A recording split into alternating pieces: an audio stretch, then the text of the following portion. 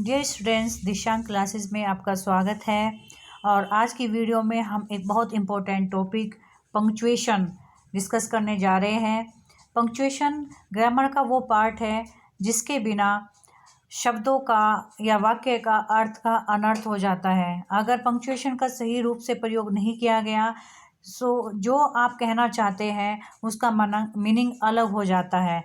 आइए देखते हैं कैसे ये पंक्चुएशन काम करते हैं हमारी ग्रामर में। पंक्चुएशन, हम विराम चिन्हों को पंक्चुएशन कहते हैं जिनका उपयोग लिखते समय किया जाता है। इससे लेखक वाक्य के जो सही प्रकार है, उसका जो सही ठहराव है, उसकी जानकारी दे पाते हैं। उसका प्रकार क्या है, उसका ठहराव क्या है। इससे ये भी पता चलता है कि ठहराव किस प्रकार का होगा। यानी जब हम प्रश्न पूछते हैं तो ठहराव, यानी जब हम रुकते हैं, पोज लेते हैं, उसका अलग होता है। और जब हम हैरानी का इजहार करते हैं उसका अलग होता है। जब हम खुश होते हैं उसका ठहराव अलग होता है। जब हम दुखी होते हैं तो उसका अलग होता है। जैसे देखिए, मैं आपको 2 एग्जाम्पल देती हूँ। अरे वाह, मैं पास हो गई। जब आप खुश होते हैं या आपने पास की इन्फॉर्मेशन दी है तो आप बड़े खुश होकर बताएंगे, तो आपके बोलने से ही ये सामने वाले को समझ में आ जाता है कि आप खुश हैं। और जैसे सपोज दूसरा सेंटेंस बोली, अरे बड़े दुख की बात है, या आप दुख की बात में करो, अरे उनकी मृत्यु हो गई। तो जैसे ही आपने इस तरह का वर्ड सुना तो आप समझ जाओगे कि सामने वाला बहुत दुखी है। लेकिन जब हम लिखा हुआ वाक्य होता है, उन्हें हम कैसे पहचानें कि ये इस सेंटेंस में आदमी ने खुश होकर बात की है, इस सेंटेंस में बड़े दुख होकर बात की है। इन बातों को, अपनी हृदय की भावनाओं को, या जिस तरह से भी हम काम करते हैं उनको हम पंक्चुएशन कहते हैं। अब देखिए, मैं एग्जांपल देती हूँ, कितना इंपॉर्टेंट है। एक ये कोमा दिया हुआ है, रोको मत। रोको मत के बाद कोमा दिया और जाने दो। रोको मत यानी आपको रोकना नहीं है, जाने देना है। अब ये कोमा रोको के बाद आ गया, रोको मत, जाने दो। तो इट मीन्स क्या है, जब हम बोलते हैं, बोलते समय तो हम क्या करेंगे, जब हम पोज दे रहे हैं, हम रुक रहे हैं, हल्का रुक रहे हैं, ज़्यादा रुक रहे हैं, हल्का रुक रहे हैं, ज़्यादा रुक रहे हैं, हम प्रश्न पूछ रहे हैं, जब ये चीज़ें बोलने में होती है तो, और बोलने की चीज़ें हम लिखते हैं, तब उन्हें कुछ चिन्हों के द्वारा हम इंडिकेट करते हैं, वो इंडिकेटिव पंक्चुएशन कहलाते हैं। तो जैसे कोमा है, एक विराम चिन्ह है, इसे हम अर्धविराम बोलते हैं। तो यहाँ पर हमने मत के बाद दिया तो उसका मीनिंग कुछ और हुआ। अगर हमने यहाँ रोको के बाद दिया तो उसका मीनिंग अलग हो गया, नेगेटिव में चला गया। अब देखिए, इंग्लिश का एक सेंटेंस मैं बताती हूँ आपको। द ऑफिसर सेड, ऑफिसर ने कहा, द प्यून इज फूल। अब यहाँ से कहा, ऑफिसर ने जो कहा कि प्यून जो है मूर्ख है। अब देखो, कोमा का और इन्वर्टेड कोमास का प्रयोग होने से इस वर्ड सेम है, लेकिन आप वर्ड्स देख लीजिए, the officer said the peon is fool, but comma का प्रयोग होने से इनका मीनिंग चेंज हो गया। द ऑफिसर, इसको कहाँ किया हमने, इन्वर्टेड कोमास में बंद कर दिया, फिर कोमा आ गया, सैड द पियोन, फिर कोमा आया, हमने इन्वर्टेड कोमास का प्रयोग किया, इज फूल।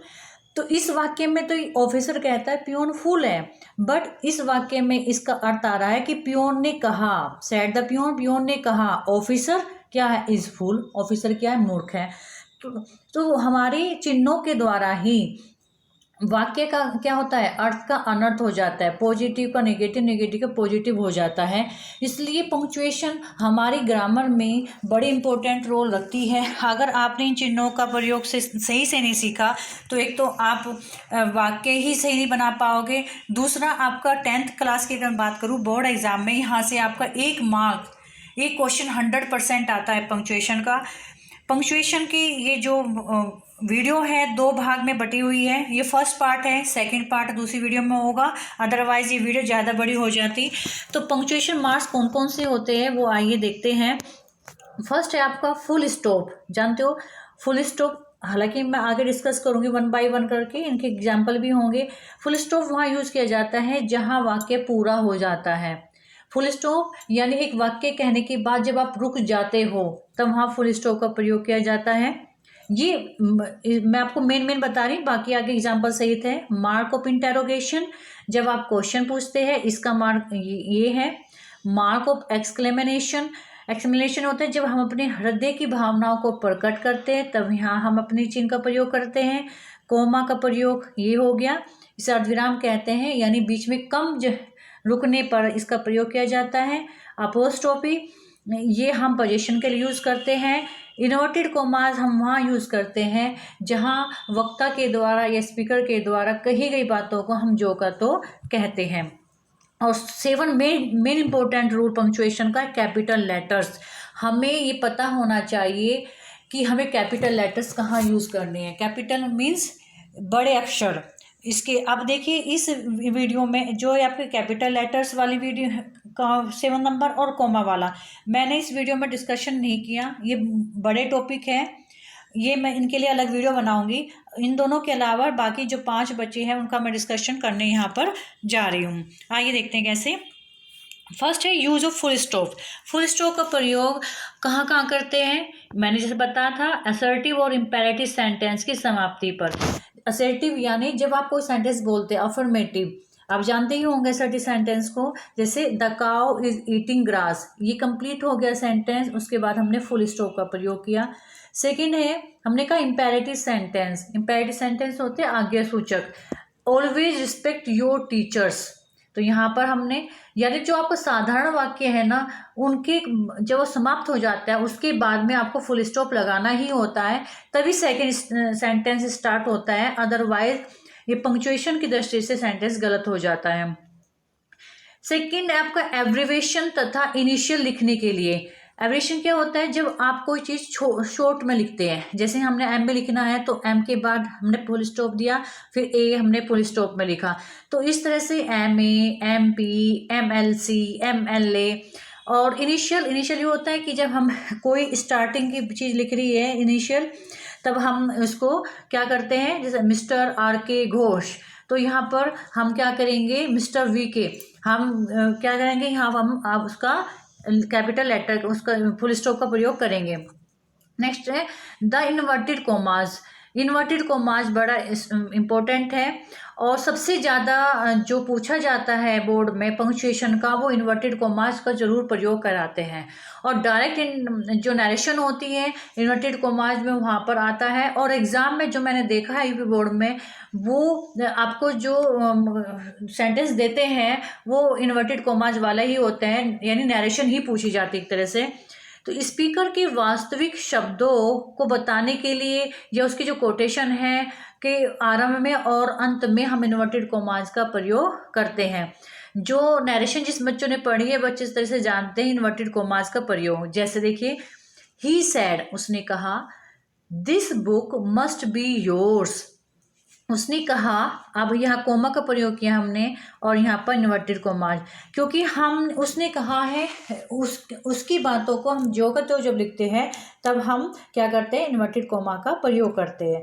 जैसे दूसरा सेंटेंस देखिएगा, आई सेड टू हर, तो यहाँ पर क्या है, फिर दोबारा से यहाँ पर देखिए, when will the train arrive, यहाँ क्वेश्चन पूछा मैंने उससे। तो एक और ध्यान दीजिएगा, जहाँ इन्वर्टेड कोमास का प्रयोग करते हैं उससे पहले नरेशन में हम कोमा का प्रयोग जरूर करते हैं। हालांकि जब मैं वीडियो बनाऊंगी कोमा के ऊपर तब मैं ये चीज़ें भी डिस्कस करूंगी। क्योंकि मैं यहाँ पर इन्वर्टेड ये कोमा की बात कर रही हूँ तो ये चीज़ आपकी समझ में आ गई होगी। जब हम कहीं स्पीकर की कही बातों को जो का त्यों कहना चाहते हैं, एज इट इज़ कहना चाहते हैं, वहाँ हम इन्वर्टेड कोमा का प्रयोग करते हैं। नेक्स्ट है मार्क्स ऑफ इंटेरोगेशन। ये तो आपको पता ही होगा सभी बच्चों को, जब भी हम क्वेश्चन पूछते हैं उसके बाद ये मार्क लगाना बहुत ज़रूरी है। अगर आपने ये मार्क नहीं लगाया है तो आपका आंसर गलत हो जाएगा। सपोज करो आपके पास 5 नंबर की ट्रांसलेशन आती है और उसमें जब आप ट्रांसलेशन करते समय अगर आपने इस मार्क का प्रयोग नहीं किया इंटेरोगेशन में तो आपका मार्क्स कट जाएगा, आपको मार्क्स नहीं मिलेगा। जैसे are you a college student, तो आपसे क्वेश्चन पूछा गया है कि आप कॉलेज स्टूडेंट हैं, तो जब क्वेश्चन पूछा गया है तो यहाँ पर क्वेश्चन मार्क आप मस्ट करेंगे। बिना क्वेश्चन मार्क के आपका क्वेश्चन नहीं होगा। Where does your father go daily, आपके फादर डेली कहाँ जाते हैं, तो क्वेश्चन मार्क। ठीक है, ये बड़ा इजी है, इसमें कुछ बताने के लिए है भी नहीं। Mark of explanation. एक्सक्लेमेनेशन ये क्या होता है, जब हमारे इमोशन की तीव्रता को व्यक्त करने वाले शब्दों एवं वाक्यों के अंत में इस चिन्ह का प्रयोग किया जाता है। क्या होता है, जो हमारे इमोशन है ना वो हम कैसे कर रहे हैं, कितनी, जैसे मैंने अभी स्टार्टिंग में भी बताया था कि हमारा मन अगर दुखी है तो किन शब्दों कैसे बोलेंगे हम, खुश है कैसे बोलेंगे, एंजॉय में है तो कैसे बोलेंगे, उनको व्यक्त करने के लिए हम इस मार्क का प्रयोग करते हैं। जैसे यहाँ देखेंगे हुर्रे, खुशी वाला वर्ड है हुर्रे, तो यहाँ एक्सक्लेमेटरी मार्क्स आया है। We have won the match, alas दुखी का हो गए, she is dead, alas she is dead, तो यहाँ पर हमने इस मार्क का यूज किया। हेलो हाउ आर यू, तो यहाँ क्या है, एक मन में उमंग है, हम किसी से जब मिलते हैं तो अच्छा लगता है, तो उसकी फीलिंग आती है। What a fine scenery it is, देखिए यहाँ पर आप सोचिए कभी कि क्वेश्चन वर्ड यूज किया गया है तो आप जो है क्वेश्चन मार्क नहीं आया, आप इस चीज को ध्यान दीजिएगा। वर्ड यहाँ वॉट आया है, वर्ड यहाँ वॉट आया है, और क्वेश्चन वाले जब क्वेश्चन पूछे जाते हैं उसके तुरंत बाद हेल्पिंग वर्ब आती है। हेल्पिंग वर्ब कहाँ आई है, बाद में आई, इसलिए ये सेंटेंस क्वेश्चन वाला नहीं है, इंटेरोगेटिव नहीं है, ये एक्सक्लेमेटरी सेंटेंस है। जब हम इंटेरोगेटिव वर्ड को यूज करते हैं कहाँ, एक्सक्लेमेशन में, तो उसकी हेल्पिंग वर्ब बाद में आती है।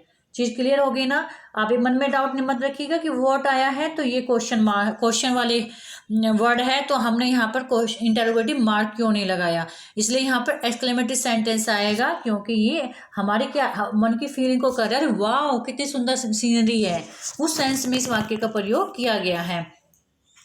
अब बात करते हैं अपोस्ट्रोफी। अपोस्ट्रोफी क्या होता है, संबंध सूचक चिन्हों का प्रयोग करते हैं जब हम संबंध की बात करते हैं। जैसे हम बात करें कि उसका भाई या उसकी बहन, जैसे यहाँ पर देखिए example, that is Arvind cycle, तो जो यहाँ अपोस्ट्रोफी हमने एस लगाया फिर एस लगाया है, तो ये अरविंद का साइकिल के साथ संबंध बता रहा है। तो एक तो यहाँ पर प्रयोग किया गया, we live in girls hostel, girls hostel हम जो है लड़कियों के हॉस्टल में रहते हैं। और कहाँ यूज करते हैं हम इसको, कुछ शब्दों के संक्षेपण के लिए, यानी जब शॉर्ट फॉर्म करके लिखा जाता है, जैसे डोंट मेक अ नॉइज, तो जो डोंट है वो डू नोट की जगह आया है, आई जो आया आई हैव की जगह आया है। तो यहाँ पर क्या है, यहाँ पर भी हम क्या यूज करते हैं, कौन से ये वाले के बात चल रही है ना, यहाँ पर संबंध दर्शाने के लिए, अपोस्ट्रोफी के लिए, तो अपोस्ट्रोफी संबंध दर्शाने के लिए, साथ में जब हम कोई चीज का संक्षेपण करते हैं तब भी हम इसका प्रयोग करते हैं।